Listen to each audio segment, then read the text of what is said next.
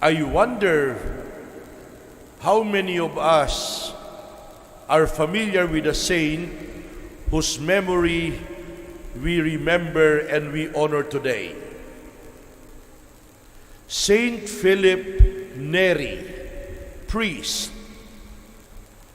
Today, my dear brothers and sisters, is the feast day of Philip Neri, the patron saint of humor.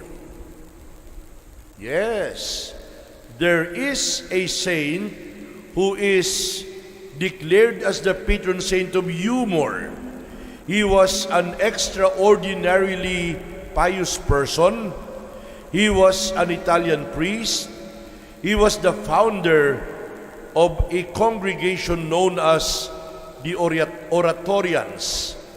Among the more famous members of the Oratorians was John Cardinal Henry Newman, or Saint John Henry Newman.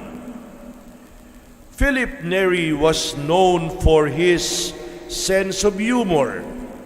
He was willing to make fun of himself. He was familiar with wearing his clothes inside out or shaving half his head to make other people laugh. That is the kind of humor of Saint Philip Neri. Some 400 years ago, this saint with a joyful heart was born. It was 1595. A spiritual writer has described Philip Neri as the clown of God, who converted the elite of Rome. He was somewhat of a clown by nature, and Philip would stroll through Rome wearing his clothes inside out, alone with floppy white shoes to amuse those who stared at him, and to dispel the idea that saints should always appear solemn. According to Saint Philip Neri, not all saints always appear devout. Some of them are also a little bit naughty and playful, like Philip Neri. The cheerful and insightful mystic, Philip Neri was born in Florence, in Italy, of a middle-class family. He was destined to be known as the second apostle of Rome. He would become the spiritual architect of the reform of Rome. He brought his formidable presence and influence to bear on the power elite of Rome for the next 51 years or 59 years of his life. He was a lay minister initially. He was a lay minister for 13 years, and then Philip Neri accepted a call to the priesthood.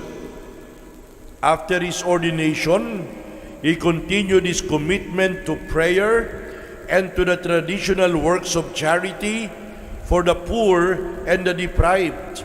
And Philip Neri also became a dedicated confessor.